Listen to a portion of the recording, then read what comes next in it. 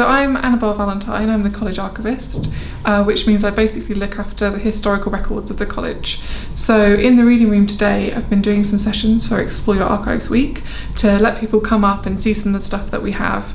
So I've picked out key items from the college's history from our collections here, including some of the photographs and the student register and that kind of thing, to give people just a flavour of what we have in the collections. Explore Your Archives Week is a national campaign to basically make people more aware of the collections that we have in this country, in the UK and Ireland. And if you go onto Twitter, you can search for the hashtag Explore Archives, and lots of different archivists and archives will be tweeting about their collections.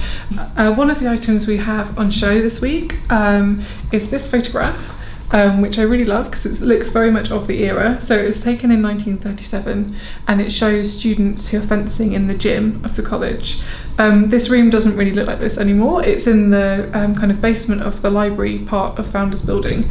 And so this originally had, you can see the gym bars along the walls, and this is where the students took part in sports.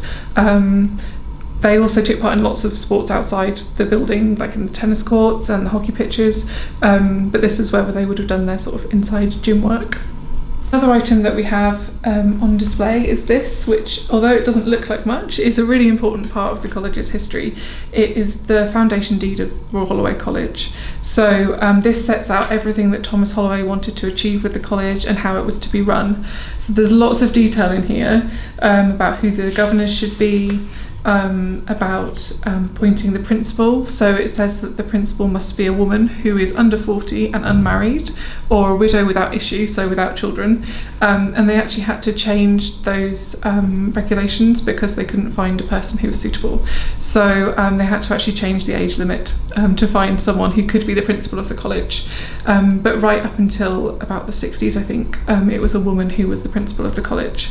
So all the material here and what we're doing during Explore Your Archive Week links into the Women Inspire campaign as well. So if you're interested in more of the women who came to the college or were involved in the college in some way, on the second floor of Founders Library, all this week is a display focusing on some of our better known alumni, or some that aren't so well known but are really interesting.